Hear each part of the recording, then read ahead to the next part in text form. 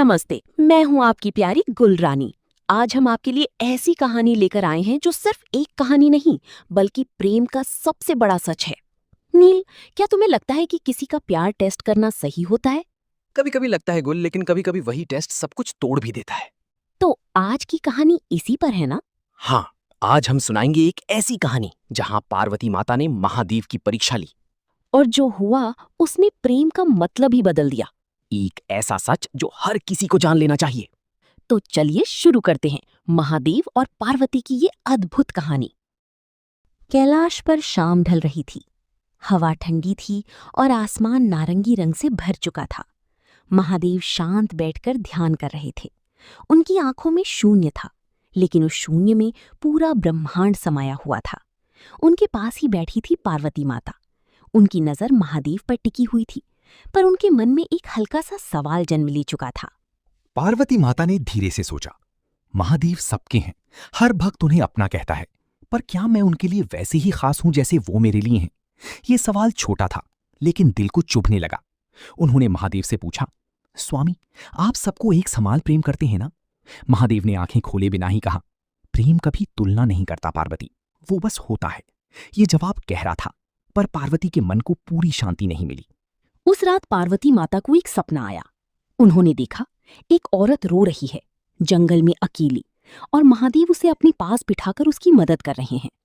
पर वो औरत धीरे धीरे महादेव के करीब आती जा रही है। ये देखकर पार्वती माता के दिल में जलन सी हुई और तभी उनकी नींद खुल गई। सुबह होते ही उन्होंने फैसला कर लिया, मैं महादेव की परीक्षा लूंगी, पर एक ऐसे रूप में जहां वो मुझे पहचान ना पाएं। उन्होंने अपनी दिव्य शक्तियों से एक रूप धारण किया, एक बिल्कुल अलग रूप, ना श्रृंगार ना तेज, बस एक थकी हुई दुखी औरत जिसके चेहरे पर दर्द था। वो धीरे धीरे कैलाश की ओर बढ़ने लगी। रास्ते कठिन थी, पथरीली, ठंडी हवा तेज चल रही थी, लेकिन वो चलती रही। उनके दिल में बस एक ही सवाल था, क्या महादेव मुझे पहचानेंगे?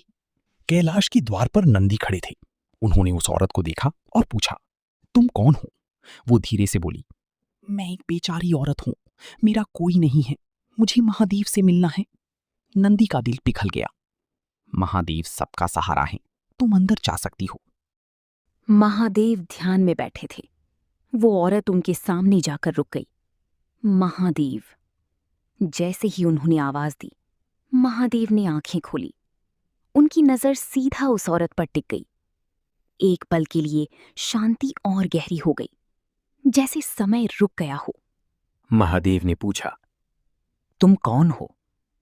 वो रो पड़ी, मेरा पति मुझे छोड़कर चला गया, दुनिया ने मुझे ठुकरा दिया, अब मैं बस आपकी शरण में आई हूं। महादेव ने उसे शांत नजरों से देखा। जो भी यहां आता है उसे शरण मिलती है। वो औरत धीरे से बोली, अगर मैं यहीं रहना चाहूं तो क्या आप मुझे अपने पास रखोगे? ये सुनकर आसपास की ऊर्जा हिल गई। देवता जो दूर से देख रहे थे वो भी चौंक गए। महादेव मुस्कुराए, इस ब्रह्मांड में सबको जगह है, तुम्हें भी मिलेगी। फिर उन्होंने धीरे से कहा, पर मेरे हृदय में एक ही स्थान है और वो पार्वती का है। ये सुनकर वो औरत चुप हो गई। उनकी आंखों में आंसू आ गए और अगले ही पल पूरा कैलाश प्रकाश से जगमगाने लगा। वो औरत अपनी असली रूप में आ गई, पार्वती माता। पार्वती माता ने झुककर कहा, महादेव, मैंने आपकी परीक्षा ली, मुझे माफ कर दीजिए। महादेव मुस्कुराए, प्रेम में कभी परीक्षा नहीं होती पार्वती, सिर्फ विश्वास होता है। महादेव ने अपनी त्रिनेत्र से एक दृश्य दिखाया। उसमें पार्वती माता ने देखा वो हर रूप में महादेव के साथ हैं। कभी लक्ष्मी के रूप में, कभी सरस्वती के रूप में, कभी एक आम स्त्री के रूप में, और हर बार महादेव का प्रेम उनके लिए उतना ही गहरा है। महादेव बोले, तुम सिर्फ मेरी पत्नी नहीं हो पार्वती, तुम मेरी शक्ति हो, तुम्हारे बिना मैं शव हूं। ये सुनकर पार्वती माता की आंखों से आंसू बहने लगे। उन्होंने महादेव का हाथ पकड़ लिया। नील, मतलब पार्वती माता ने महादेव पर डाउट किया, पर महादेव का प्रेम फिर भी उतना ही गहरा रहा। हाँ गुल, क्योंकि सच्चा प्रेम कभी बदलता नहीं, चाहे समय बदले या परीक्षा आए। और महादेव ने जो कहा, प्रेम में परीक्षा नहीं होती, ये लाइन तो सीधा दिल को छू गई। बिल्कुल, क्योंकि जहां विश्वास होता है वहां सवाल खुद ही खत्म हो जाते हैं। तो इसका मतलब अगर हम किसी से सच्चा प्यार करते हैं तो हमें उसे टेस्ट नहीं करना चाहिए? कभी नहीं, क्योंकि टेस्ट लेने से प्यार कमजोर होता है और विश्वास से प्यार और गहरा होता है। आज समझ आया, सच्चा प्रेम प्रूव नहीं होता, फील होता है।